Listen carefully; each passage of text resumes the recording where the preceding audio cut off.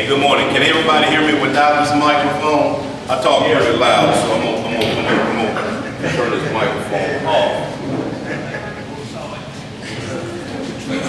Now what y'all don't know, Kelly gave me that introduction. Kelly and I go all the way back.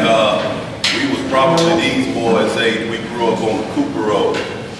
But he invited me here to speak, and I really enjoy standing before people speaking. I asked him, I said, what do you want me to talk about? And he allowed me to pick a subject. So having a law enforcement background, law enforcement career, I figured we're going to have young boys, young males, and I thought I would talk about something affiliated with law enforcement. How will you conduct yourself when you come into contact with law enforcement?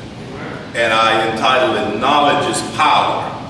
And we do know that knowledge, if you have knowledge of what's going on, you might be able to control the outcome of a situation. So knowledge is just information and skills acquired through experience, education, and understanding what the subject is. If I start talking in French and you do not speak French, then you're not going to understand what I'm talking about.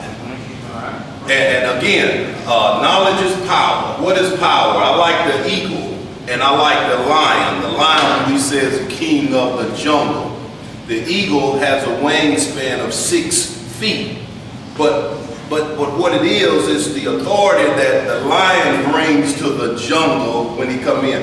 Can y'all see that? Can y'all see that? But keep in mind, we're going to be talking about knowledge is power. If you have an understanding of the subject, you could have the ability, and mind you, I say you could have the ability to control the outcome of the situation.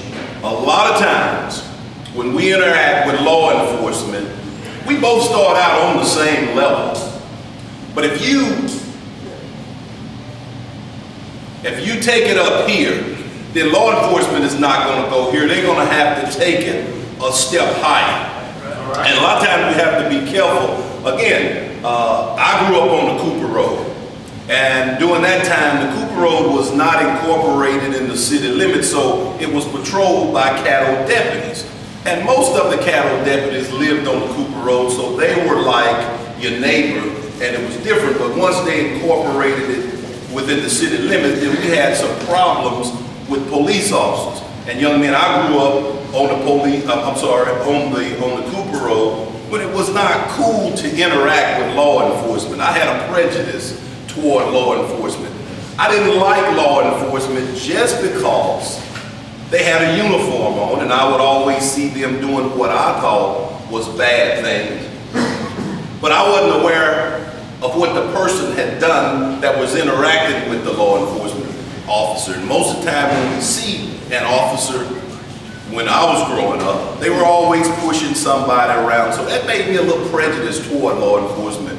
But I was fortunate enough to get on the department, and I think I had a pretty good career because I was in a total of a little over 31 years.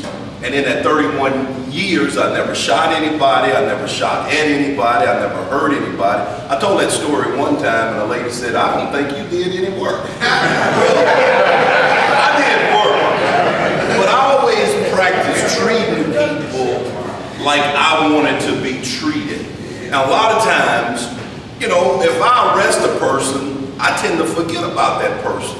But if I mistreat that person is going to remember me, and I'm going to be walking in Walmart, sitting at dinner with my family, and that person's going to come up and tap me on the shoulder. I'm going to look back, and I'm not going to have any idea who this person is, but I mistreated that person.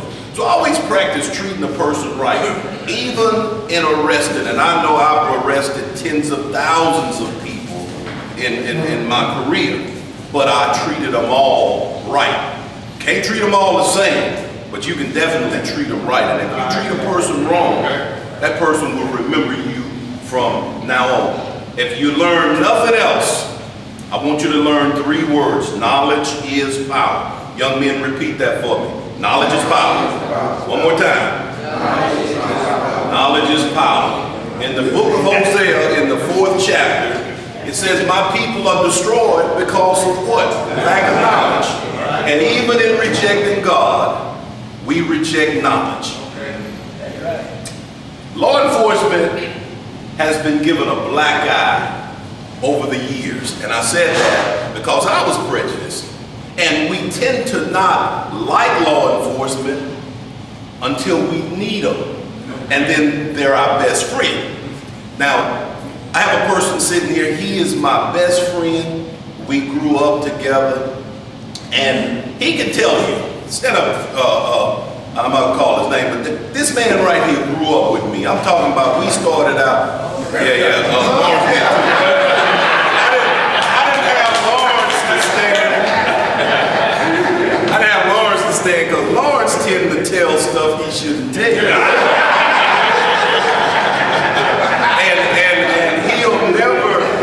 He'll never let you forget some of the things you've done. I have to remind him.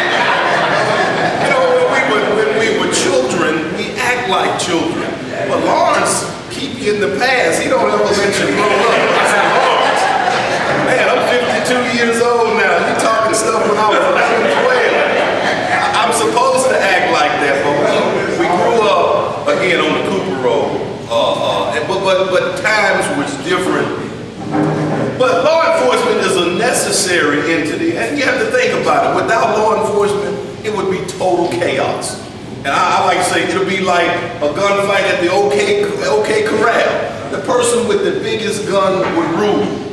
You show up with a 22, I show up with an AK-47. Who's gonna win that fight? I'm gonna win that fight. So it is a necessary entity, and we shouldn't just use law enforcement when we need them to our advantage. But all law enforcement is ensuring that obedience to the law is observed. It's an act of a vigilant committee trying to enforce the law. That is your uniformed police officers. They're doing their best when they're out in the street to make sure that everybody is observing the law. But think about what it would be like if we did not have law enforcement officers.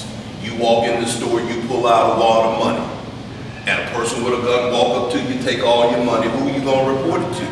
But that's when you really love law enforcement, if they can get you your money back. If they can't get you your money back, you still categorize them in that. But one of my favorite verses in the Bible is the 13th chapter of Romans.